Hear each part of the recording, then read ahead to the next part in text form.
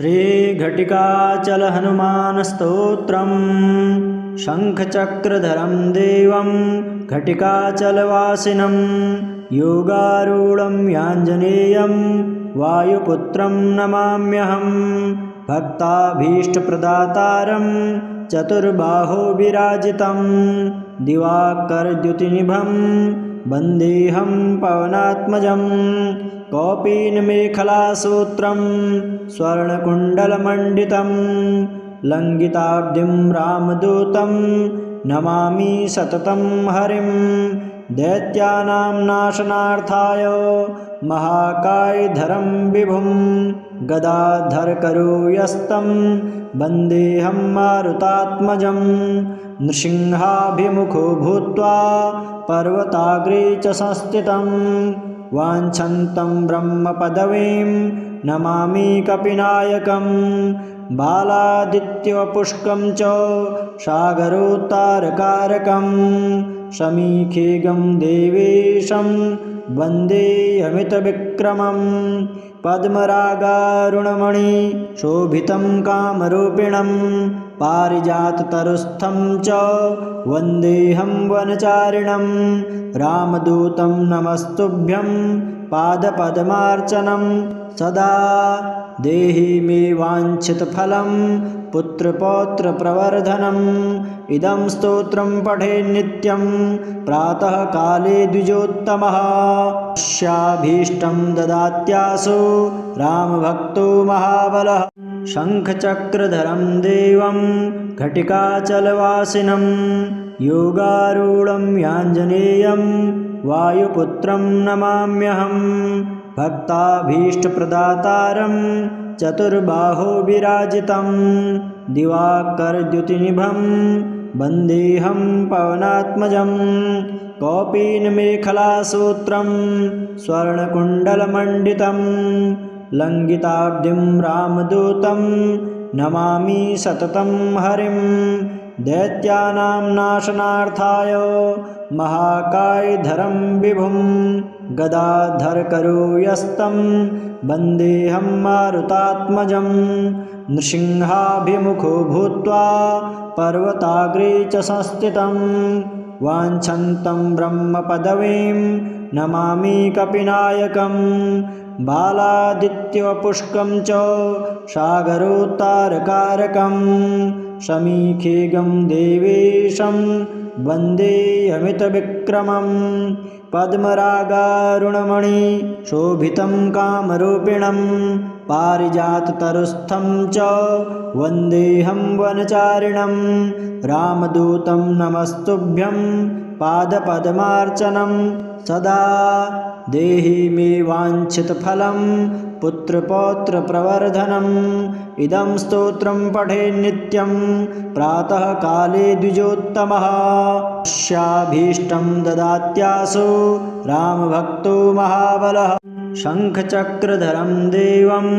घटिकाचलवासिनं योगारूढं याञ्जनेयं वायुपुत्रं नमाम्यहं भक्ताभीष्टप्रदातारं चतुर्बाहो विराजितं दिवाकरद्युतिनिभं वन्देऽहं पवनात्मजं कौपीनमेखलासूत्रं स्वर्णकुण्डलमण्डितं लङ्घिताब्धिं रामदूतं नमामि सततं हरिं दैत्यानां नाशनार्थाय महाकायधरं विभुं गदाधरकरुयस्तं वन्देऽहं मारुतात्मजं नृसिंहाभिमुखो भूत्वा पर्वताग्रे च संस्थितं वाञ्छन्तं ब्रह्मपदवीं नमामि कपिनायकं बालादित्यवपुष्कं च सागरोत्तारकारकं समीखेगं देवेशं वन्देऽमितविक्रमं पद्मरागारुणमणि शोभितं कामरूपिणं पारिजाततरुस्थं च वन्देऽहं वनचारिणं रामदूतं नमस्तुभ्यं पादपद्मार्चनं सदा देहि मे वाञ्छितफलं पुत्रपौत्रप्रवर्धनम् इदं स्तोत्रं पठेन्नित्यं प्रातःकाले द्विजोत्तमः स्याभीष्टं ददात्यासु रामभक्तो महाबलः शङ्खचक्रधरं देवं घटिकाचलवासिनं योगारूढं याञ्जनेयं वायुपुत्रं नमाम्यहं भक्ताभीष्टप्रदातारं चतुर्बाहो विराजितं दिवाकरद्युतिनिभं वन्देऽहं पवनात्मजं कौपीनमेखलासूत्रं स्वर्णकुण्डलमण्डितं लङ्घिताब्धिं रामदूतं नमामि सततं हरिं दैत्यानां नाशनार्थाय महाकायधरं विभुं गदाधरकरोयस्तं वन्देऽहं मारुतात्मजं नृसिंहाभिमुखो भूत्वा पर्वताग्रे च संस्थितं वाञ्छन्तं ब्रह्मपदवीं नमामि कपिनायकं बालादित्यवपुष्कं च सागरोत्तारकारकं शमीखेगं देवेशं वन्दे अमितविक्रमं पद्मरागारुणमणि शोभितं कामरूपिणं पारिजाततरुस्थं च वन्देऽहं वनचारिणं रामदूतं नमस्तुभ्यं पादपद्मार्चनं सदा देहि मे वाञ्छितफलं पुत्रपौत्रप्रवर्धनम् इदं स्तोत्रं पठेन्नित्यं प्रातःकाले द्विजोत्तमः स्याभीष्टं ददात्यासु रामभक्तो महाबलः शङ्खचक्रधरं देवं घटिकाचलवासिनं योगारूढं याञ्जनेयं वायुपुत्रं नमाम्यहं भक्ताभीष्टप्रदातारं चतुर्बाहो विराजितं दिवाकरद्युतिनिभं वन्देऽहं पवनात्मजं कौपीनमेखलासूत्रं स्वर्णकुण्डलमण्डितं लङ्घिताब्धिं रामदूतं नमामि सततं हरिं दैत्यानां नाशनार्थाय महाकायधरं विभुं गदाधरकरोयस्तं वन्देऽहं मारुतात्मजं नृसिंहाभिमुखो भूत्वा पर्वताग्रे च संस्थितं वाञ्छन्तं ब्रह्मपदवीं नमामि कपिनायकं बालादित्यवपुष्कं च सागरोत्तारकारकं शमीखेगं देवेशं वन्दे अमितविक्रमं पद्मरागारुणमणि शोभितं कामरूपिणं पारिजाततरुस्थं च वन्देऽहं वनचारिणं रामदूतं नमस्तुभ्यं पादपद्मार्चनं सदा देहि मे वाञ्छितफलं पुत्रपौत्रप्रवर्धनम् इदं स्तोत्रं पठेन्नित्यं प्रातःकाले द्विजोत्तमः स्याभीष्टं ददात्यासु रामभक्तो महाबलः शङ्खचक्रधरं देवं घटिकाचलवासिनं योगारूढं याञ्जनेयं वायुपुत्रं नमाम्यहं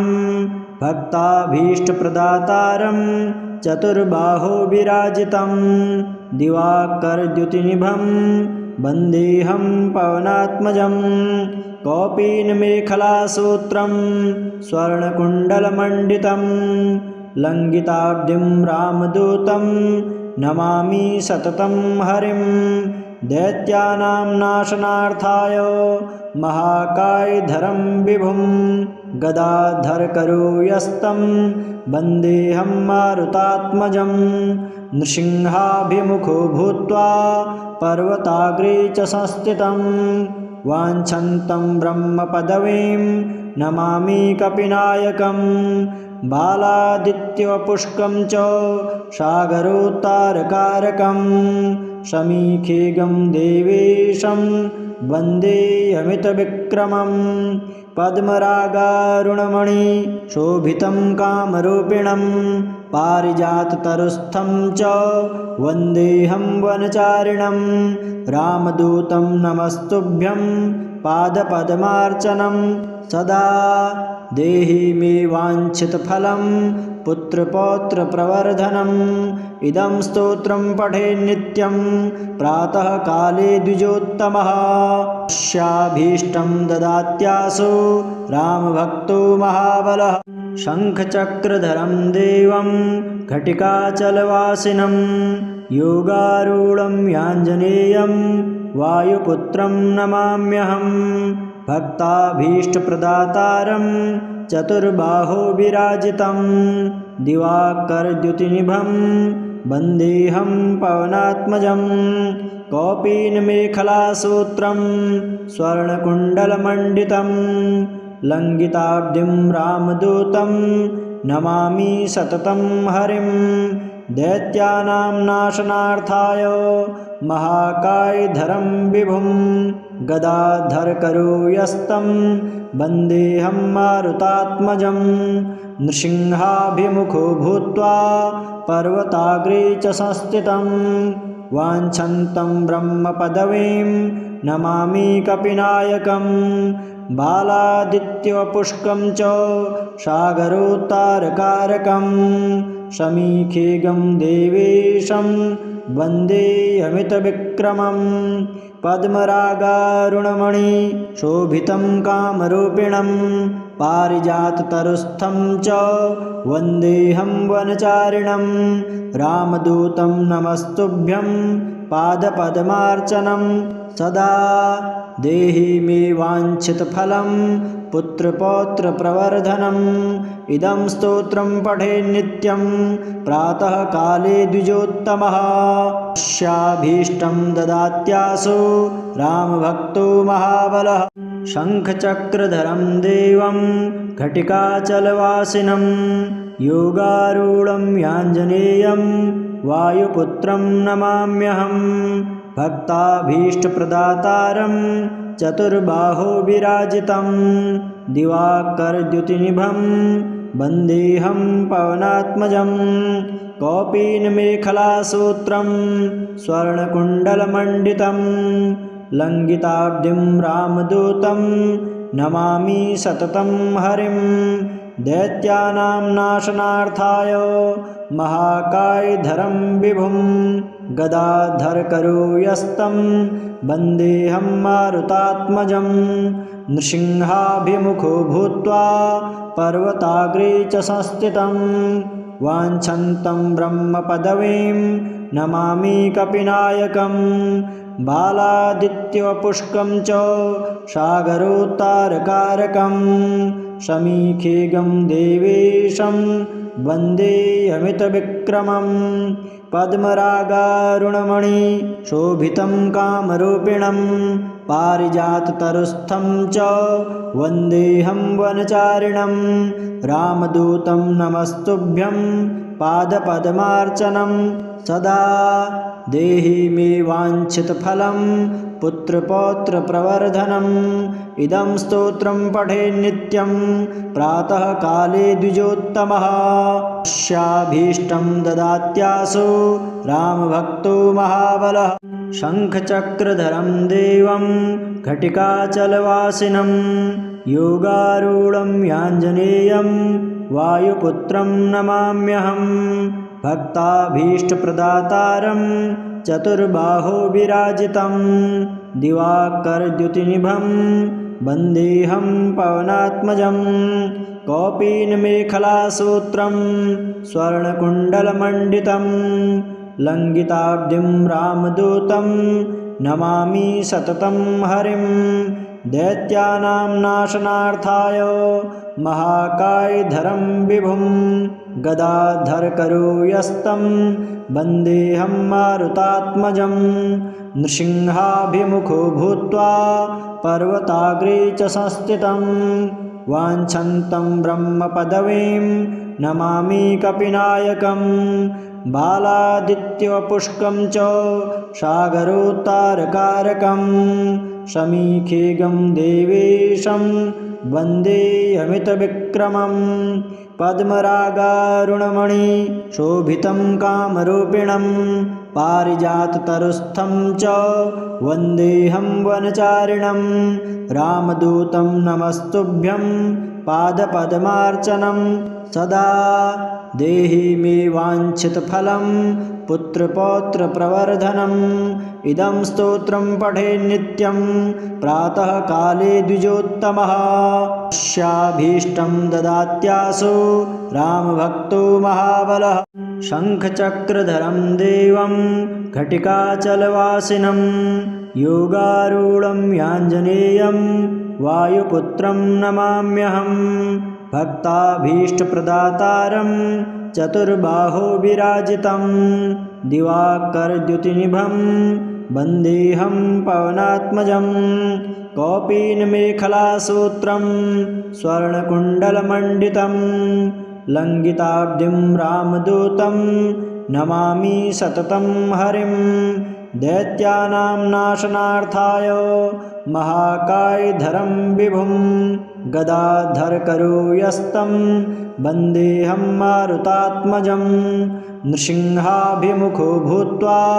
पर्वताग्रे च संस्थितं वाञ्छन्तं ब्रह्मपदवीं नमामि कपिनायकं बालादित्यवपुष्कं च सागरोत्तारकारकं शमीखेगं देवेशं वन्देऽमितविक्रमं पद्मरागारुणमणि शोभितं कामरूपिणं पारिजाततरुस्थं च वन्देऽहं वनचारिणं रामदूतं नमस्तुभ्यं पादपद्मार्चनं सदा देहि मे वाञ्छितफलं पुत्रपौत्रप्रवर्धनम् इदं स्तोत्रं पठे नित्यं प्रातःकाले द्विजोत्तमः स्याभीष्टं ददात्यासु रामभक्तो महाबलः।